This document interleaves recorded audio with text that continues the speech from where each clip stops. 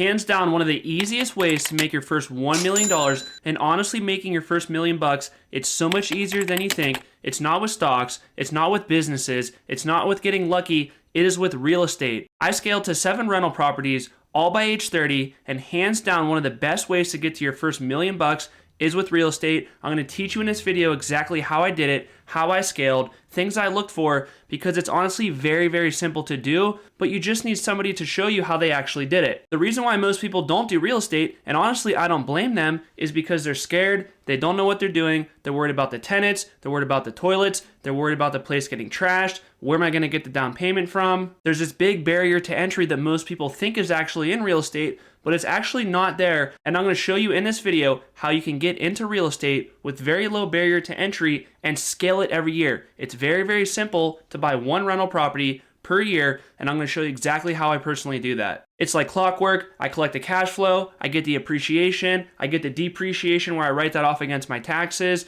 There's so many reasons to own real estate. Some people say that real estate is risky. I say it's the complete opposite. I think it is risky to not go do real estate because it's so easy to make money in real estate if done correctly. So the number one thing that you need in order to go buy real estate is you need a job. Obviously, you know that you need to have some sort of income because when you go and try to qualify for a loan, you have to have income. So what you're going to do right now is you're going to collect 3 months of your pay stubs, go take it to a lender and say, hey, I want to go buy a home. Let's just assume you own no homes right now. Let's say you're renting right now. Go to a lender, here's my pay stubs, here's my spouse's pay stubs too. What can we qualify for? They'll say, okay, you could qualify for $400,000. Great. So the next thing you want to do is you want to figure out where you're going to buy this property at. So for me personally, location, location, location. I know everybody in real estate says location is the number one thing because it is. Location matters so much. You don't want to buy in a ghetto side of town. You want to buy on a good side of town where people want to live there, where you're going to attract good quality tenants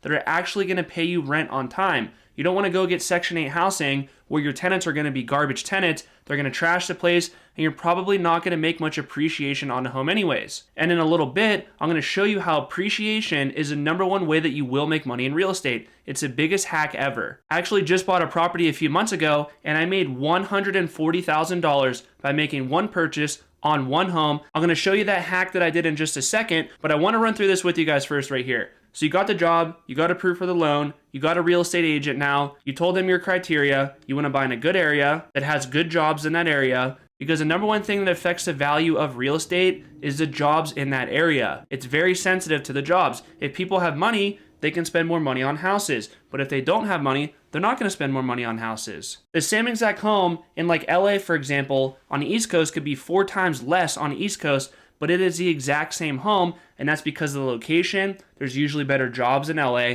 versus small cities on the East Coast. So you definitely want to buy in an area that is on the upswing, that is not on a downswing, where there's more jobs and more businesses that are coming to that area. You want to see if there's more people moving to that area on net versus leaving the area. You don't want to be in an area where there's no competition for homes. You want to buy in an area where people want to live there. So the next thing you're going to say right now is, well, how do I know how much to pay for a house? What about the interest rates? Aren't interest rates high right now? Yes, interest rates are a little bit high right now. They're roughly 6% on a 30-year fixed loan with no points. Points is just a way that you could buy your loan down. I don't recommend you buy any points right now because I think the rates are going to trend down going into the future. So buying points is kind of like a waste of money. And it's going to become obvious that the interest rate doesn't matter as much once I go into the example that I just did where I made $140,000 on one property that I just bought. It's a house that I live in right now, but I made $140,000 buying this house. I'll show you how to do that in just a second. So just to hit on the location thing one more time, ask yourself, and this is what I personally do for myself too,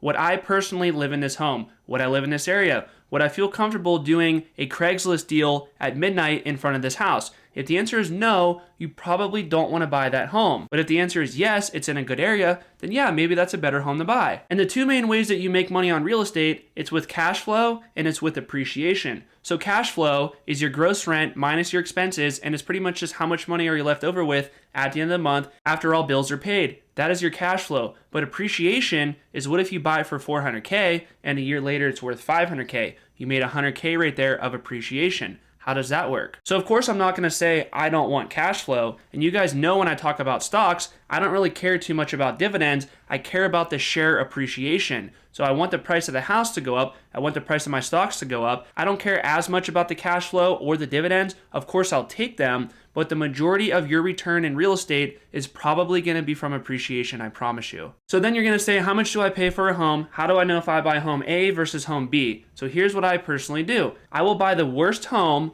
on the best street. Now you're going to say, dude, why would you buy a crappy home? Why do you want to buy a home that needs a bunch of work? I'm not saying I buy homes that need a crap ton of work, but you want to have some sort of value add. So what I'll do, I'll buy the homes that have a value add, some sort of way to get sweat equity in a home, meaning you do something to the home and you can make it worth more money.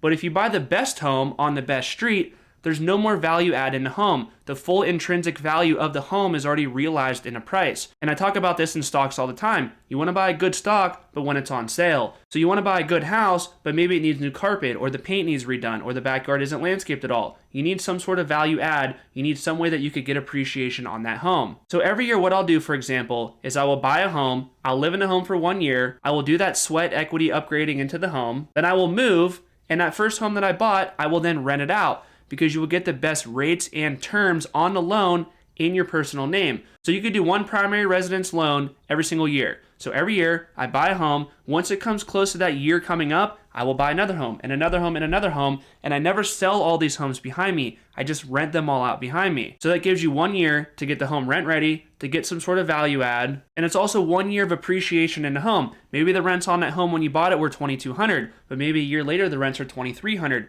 That gives you another $100 per month of buffer on the rent that you're going to collect. I just think it's safer to buy the home, live in it for a year, and then rent it out behind you. The issue with that is a lot of people are going to say, I don't want to move every year. I get that. But guess what? Do you want to move if you can make $140K? This was an argument that I was just having with my wife like a year ago because we bought a new build, and I'm going to go into the new build example in just a second, how I made $140K. But she's like, dude, we just moved 6 months ago and you already want to go buy another house. And I'm like, yeah, but we're going to make $140,000. Do you want to make $140K, or do you want to stay here? Like, we'll hire movers. We'll do nothing on this move. We'll pay them a couple $1,000. They will set up the entire house for us. Is that not worth $140,000 to you? Minus say $5,000 to pay the movers? It's worth it to me. I'll take the $135K. Done. So that's personally what we do. And the rentals that we have, we plan to hold on to them forever. Rents are going to go up. Interest rates are probably going to trend down. So those higher interest rate loans that we have, we're just going to refinance lower. So the loan amount is probably only going to go down. I get it, the property taxes go up a little bit every single year, but the amount of rental rate increases that we do, it's going to outpace what the property tax increases do. So we're going to get appreciation, we're going to get cash flow, we're going to get depreciation, where you could basically say on paper to the IRS that you are losing money every single year. So basically the cash flow that you get from the rent, you're going to get that money tax-free essentially because you depreciate the home. Now to get into the big dog of how I made $140K in 1 year doing the property that I just bought. So it's a new build home, and I signed on a dotted line December of 2023. So last Christmas, right before Christmas, is when I signed on the home.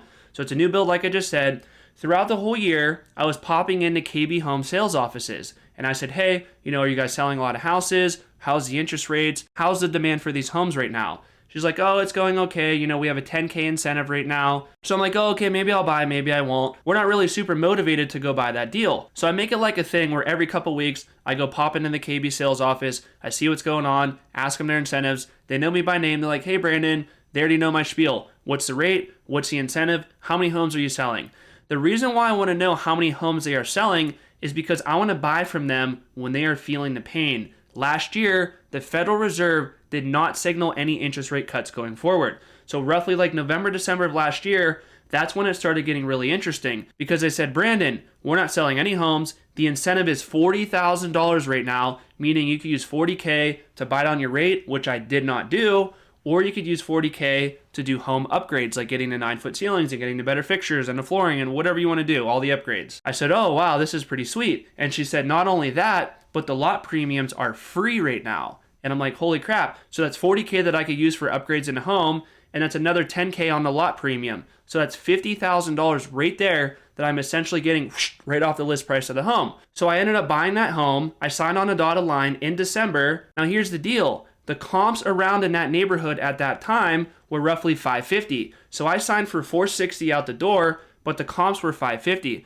So I knew it's like, this is such a good deal. But literally 6 months from right now when it's going to be built, it's probably going to be worth 550 or more. So yeah, we should definitely sign on a dotted line for this home. Like I felt like we were getting it like 25% off essentially. Like we're buying it for 460 and it could be worth 550. We signed on a dotted line. As time went on, the home was getting built. We would go check it out every day. It's honestly a pretty cool process to build a home. It's fun to go down there and watch it, go to the pre-drywall inspections and when they pour the slab and all that stuff. It's just cool to see how they actually do this stuff. So May of this year, that's when we financed the home because the home was going to be complete in June. So you finance the home roughly 1 month before you close. So I did another reanalysis of the neighborhood. What are the home values? What are the comps? All that stuff. So remember, we bought it for 460. I looked at the comps in the neighborhood and they were like 600K. And I'm like, holy crap, like this is a smoking deal. So of course we went through with it, we bought it, but let's just say that home value that we were gonna buy would have went to say 400K. I would have done whatever I needed to do